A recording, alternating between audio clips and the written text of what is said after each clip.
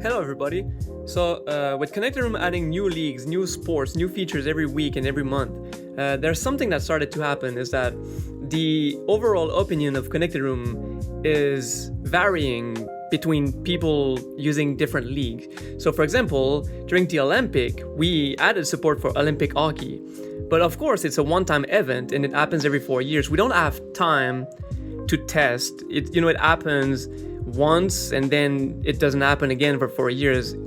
ConnectedRoom and the data provider needs to adapt very quickly to add features. So what happened is during the Olympic that there's people that came to ConnectedRoom, signed up for the Olympic and only the Olympic to realize that it didn't work well.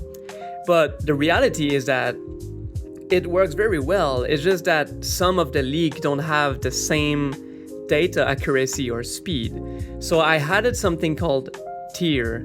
So you can see here that every league is labeled with a tier system, so you can know what to expect of each league. It would be unfair to think that every league has the same speed or latency. If you're watching the WHL, it's not going to be as fast as the NHL. The same goes for the MLS compared to the Premier League. Each league has different resources that are affected to data, and even ConnectedRoom pays more for some leagues and pays less for most of the other leagues. So when it comes to, let's say, the World Baseball Classic, of course it's not going to be as good as the MLB.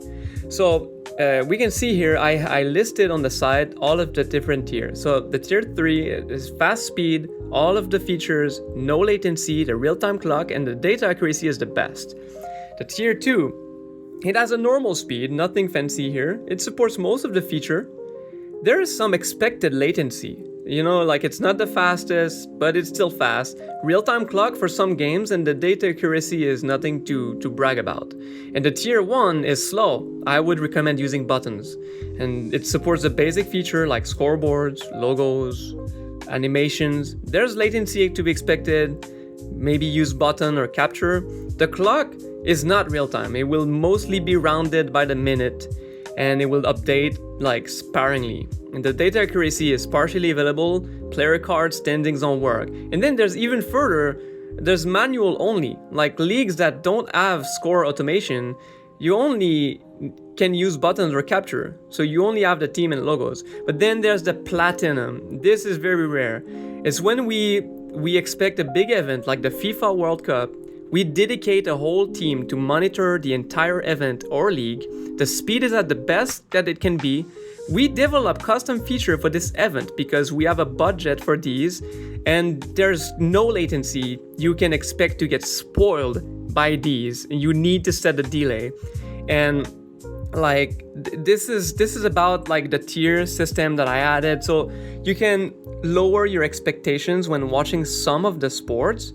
And I realized that when I was looking on Reddit and people were trash talking ConnectedRoom, I was my experience and the experience of many people varies, and it's not how they describe it. And I'm what were they watching? And the more I dig, the more I realize they were watching things that are not as developed or accessible.